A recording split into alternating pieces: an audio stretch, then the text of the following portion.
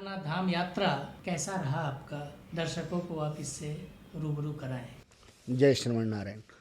हमने न केवल केदारनाथ धाम का यात्रा किया बल्कि चारों धाम का हमने यात्रा किया ठाकुर जी की कृपा से। और चारों धाम मतलब छोटी चारों धाम इसको हम लोग बोलते हैं।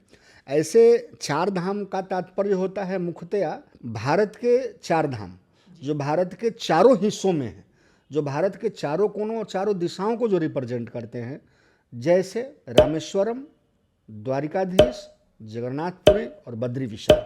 ये भारत के मूल चार धाम हो गए, बड़े चार धाम, मुख्य चार धाम। और भारत के चार छोटे चार धाम हो गए, वो हैं यमुनोत्री, गंगोत्री, केदारनाथ और बद्री विशाल। तो ये देवभूमि उत्तराखंड में चारों हैं। तो हमने इन चारों धाम का यात्रा किया और जो एक्सपीरियंस, जो अनुभव का प्रश्न है, यह शब्दों से व्यक्त कर कर ठाकुर जी के दर्शन के अनुभव के साथ न्याय नहीं किया जा सकता। ये पूर्णतया अनुभूति का विषय है, आस्था का विषय है, भाव का विषय है।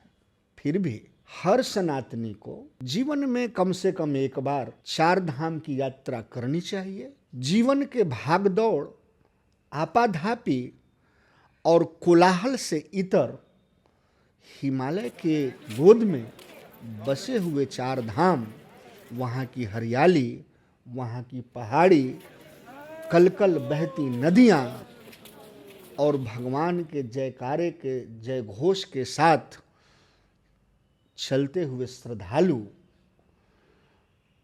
पहाड़ों से बात करते हुए आकाश, बर्फ में लिपटी हुई पहाड़ियाँ, सर्द हवाएं, बीच में झमाझम होती हुई बारिश, पहाड़ी लोग, पहाड़ी चाय और उसके बाद ईश्वर से मिलना, इसकी जो सुखद अनुभूति है, ये निश्चित तौर पर शब्दों में बयान नहीं हो सकती। केदारनाथ जाने के पहले जो क्रम है, जो क्रोनोलॉजी है, वो ये है कि चार धाम में सबसे पहले हम यमुनोत्री जाते हैं।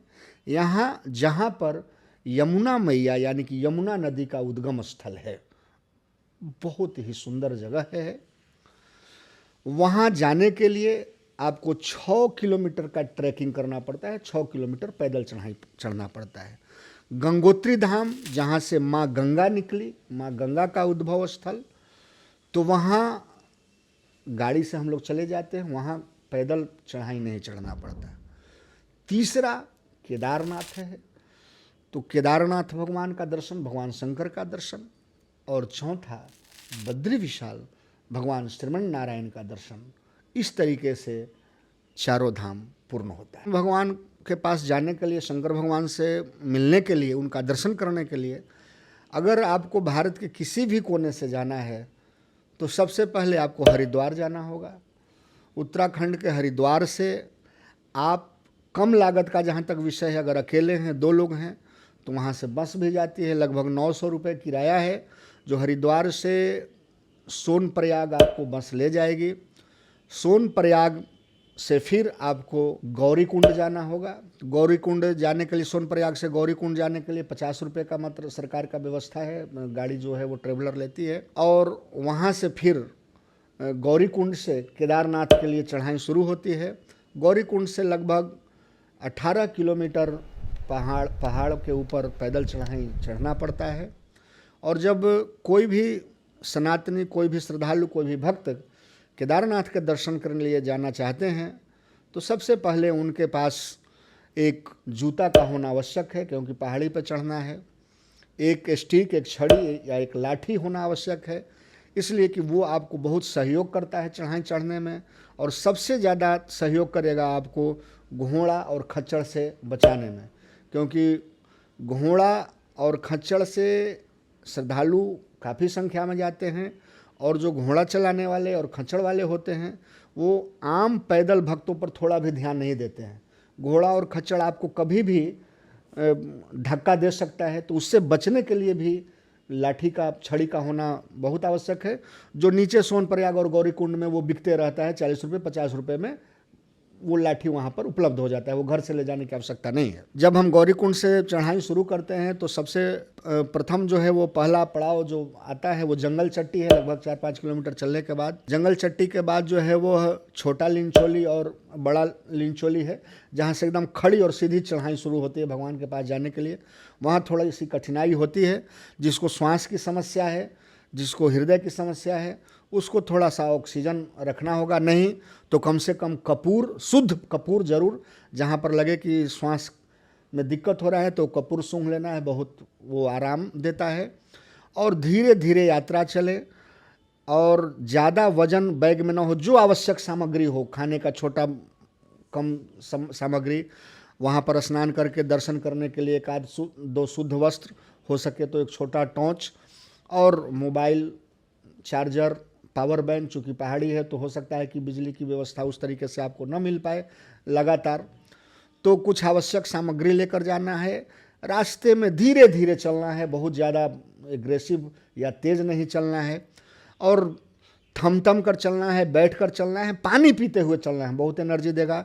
और पूरे रास्ते में चाय और मैगी की व्यवस्था है, ठंडा है, नींबू पानी है, दुकानें हैं। और एक समस्या है कि पहाड़ी है, चढ़ाव है, तो पानी बहुत महंगा हो जाता है। जो सोनप्रयाग में पानी 20 रुपये 30 रुपये का लीटर आता है, वो बिस्लरी, वो ऊपर जाते जाते 60, 80, 100 ऐसे रेट बढ़ते जाता है। केदारनाथ पहुँचते पहुँचते 100 रुपये का वो लगभग पानी एक बोतल आ जाता है। और कुछ लोग हैं जिनको अगर पानी सूट कहीं का करता है तो वो झरना भी बीच बीच में है, तो उस झरने का पानी उपयोग कर सकते हैं। वो एक तरह से तो वो मेडिसिनल पानी है, बहुत उसकी अपनी शक्ति है। तो जाने के क्रम में इन सारी छोटी छोटी चीज़ों का ध्यान में रखें। और वहाँ पे टेंट तंबू है केदारनाथ भगवान के पास पहुँचने पर, तो 500 से 1000 रुपये एक व्यक्ति के लिए टेंट आ जाता है। होटल थोड़ी महंगी है, ऊपर जाकर ठंड बढ़ जाती है, ऑक्सीजन लेवल घट जाता है। महादेव का दर्शन करने के लिए अभी तो भक्तों की संख्या बढ़ गई है, तो वहाँ पर 5 घंटे से 8 घंटे का लाइन लगना पड़ता है, अगर कोई आपको अलग से व्यवस्था नहीं है तो। और कुछ ऐसे लोग भी हैं जिनका अपना हर जगह चलता है पैरवी अप्रोच, तो वो जल्दी निकल जाते हैं। तो भगवान का वहाँ दर्शन करना है। भैरव बाबा भी हैं, तो भैरव बाबा का भी दर्शन कर सकते हैं।